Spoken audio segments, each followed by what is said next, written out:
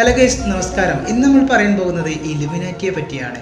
അപ്പോൾ നിങ്ങളെല്ലാവരും കേട്ടിരിക്കും, വളരെ പരിചയമുള്ള ഒരു വാക്കായിരിക്കും ഇലുമിനാറ്റി എന്ന് പറഞ്ഞാൽ. അതായത് എമ്പുരാൻ എന്നൊരു സിനിമയുണ്ട്, അതിൽ ലാലേട്ടൻ അവതരിപ്പിക്കുന്ന അബ്രഹാം ഖുറൈശി അല്ലെങ്കിൽ സ്റ്റീഫൻ നെടുമ്പള്ളി എന്നൊരു കഥാപാത്രം, അങ്ങനെ രണ്ട് കഥാപാത്രമാണ് അതിൽ അവതരിപ്പിക്കുന്നത്. അപ്പോൾ ഇലുമിനാറ്റിയിലെ ചില ഭാഗങ്ങളൊക്കെ ആ സിനിമയിൽ പ്രതിപാദിക്കുന്നുണ്ട്. ഇലുമിനാറ്റിയെ കുറിച്ചുള്ള ഇലുമിനാറ്റിൻ്റെ സ്വാധീനം, രാഷ്ട്രീയമായിട്ടും സാമൂഹികപരമായിട്ടുള്ള സ്വാധീനത്തെക്കുറിച്ചൊക്കെ ഈ സിനിമയുടെ പല ഭാഗങ്ങളിലും കാണുന്നുണ്ട്. ആദ്യം തന്നെ നമുക്ക് ഇലുമിനാറ്റിൻ്റെ ഒരു ഹിസ്റ്റോറിക്കൽ ബാക്ക്ഗ്രൗണ്ട് പരിശോധിക്കാം. പറയുകയാണെങ്കിൽ 1776 മെയ് 1 ജർമ്മനിയിലെ ആഡ്മീഷോത്ത് എന്ന നിയമപണ്ഡിതനാണ് ഈ സംഘടന രൂപീകരിക്കുന്നത്.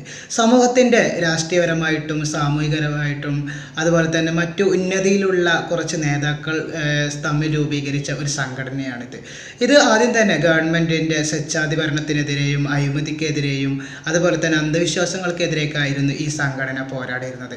എന്നാൽ 1885 ആയതോടെ ജർമ്മൻ ഭരണകൂടം ഈ സംഘടനയെ നിരോധിക്കുകയുണ്ടായി. 1885 മീഷോത്ത് നാടുവിടുകയും ഇലുമിനാറ്റിൻ്റെ സംഘടന നിരോധിക്കുകയും ചെയ്തതോടെ വലിയ ആഘാതമാണ് ഇലുമിനാറ്റിക്കുണ്ടായത്. പക്ഷേ ഇതിലൊന്നും ഇലുമിനാറ്റിയെ തകർക്കാൻ അവർക്കായില്ല.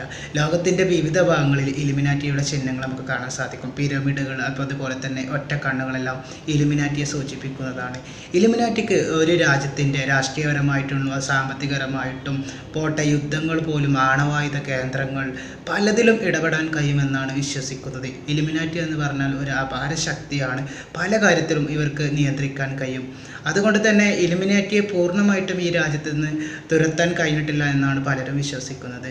അപ്പോൾ ഇലുമിനാറ്റിയുടെ രഹസ്യങ്ങൾ എന്ന് പറഞ്ഞാൽ വളരെയധികം നിഗൂഢമാണ്. അപ്പോൾ നമുക്ക് അടുത്തൊരു വീഡിയോയിൽ ഇലുമിനാറ്റിയെ കുറിച്ചുള്ള കൂടുതൽ വിവരങ്ങൾ നമുക്ക് അടുത്ത വീഡിയോയിൽ കാണാം. ബൈ.